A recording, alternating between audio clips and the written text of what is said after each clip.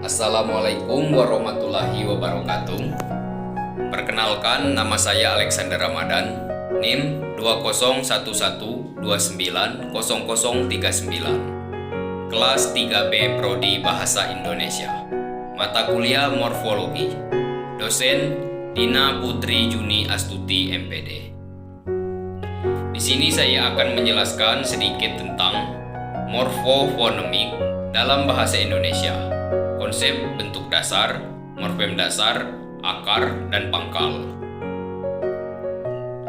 Langsung saja yang pertama, morfofonemik.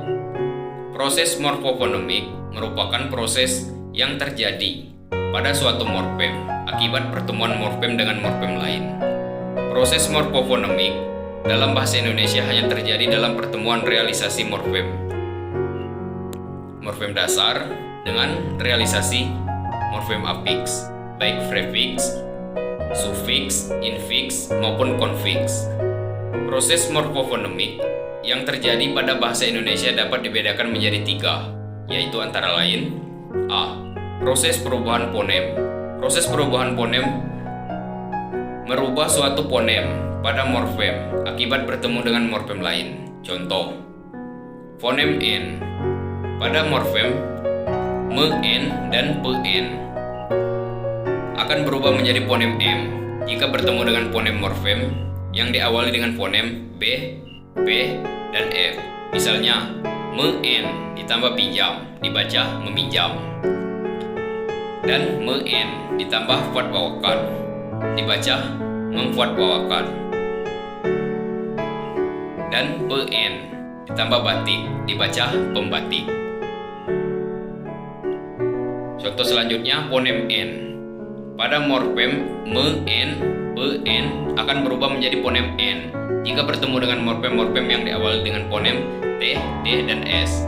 Misalnya, men ditambah tutup dibaca menutup, dan pen ditambah tutup menjadi penutup.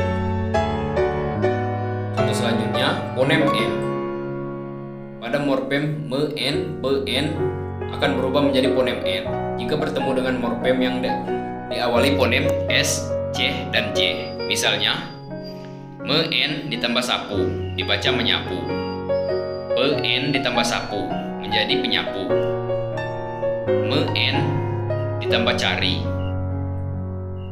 dibaca mencari, men ditambah menjauh dibaca menjauh. Selanjutnya B. Proses penambahan fonem. Proses penambahan fonem merupakan proses penambahan fonem pada suatu morfem akibat pertemuan suatu morfem dengan morfem lainnya. Biasanya, fonem yang ditambahkan yaitu fonem E.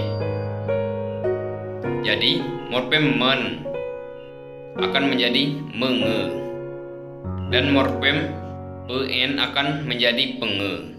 Misalnya, men ditambah cat dibaca mengecat, dan men ditambah las dibaca mengelas, dan p ditambah cat dibaca pengecat, dan pen ditambah las dibaca pengelas, dan beran ditambah tikai dibaca pertikaian,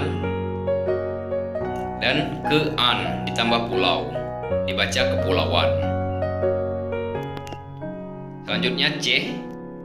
Proses penghilangan fonem. Proses penghilangan fonem merupakan hilangnya sebuah fonem akibat pertemuan dengan sebuah morfem dengan morfem yang lain.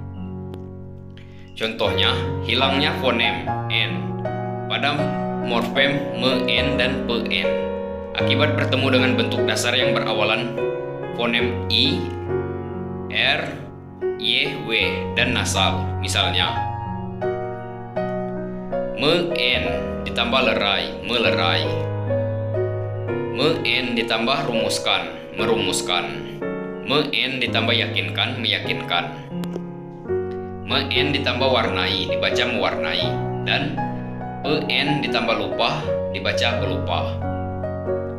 Juga selanjutnya, hilangnya fonem R pada morfem ber, per, dan ter akibat bertemu dengan bentuk dasar yang berawalan fonem R dan bentuk dasar yang suku pertamanya berakhir dengan E dan R. Misalnya, Ber ditambah rapat dibaca menjadi rapat. Ber ditambah kerja dibaca menjadi bekerja. Ber ditambah ragukan dibaca menjadi peragakan. Maksud saya ber ditambah ragakan dibaca beragakan. Dan selanjutnya ter ditambah rasa dibaca terasa. Selanjutnya morfem dasar.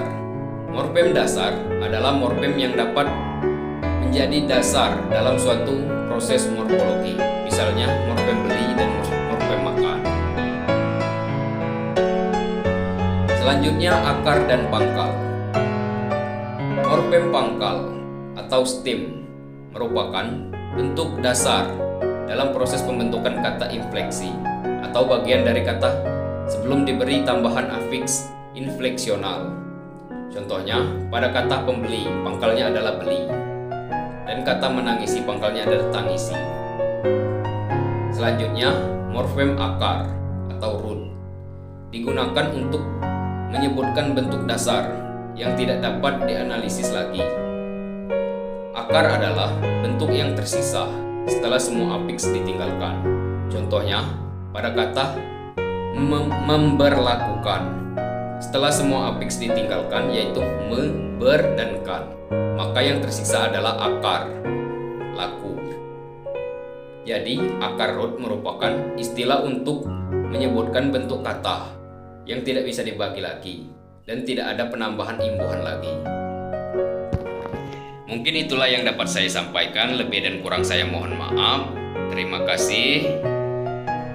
Wassalamualaikum warahmatullahi wabarakatuh.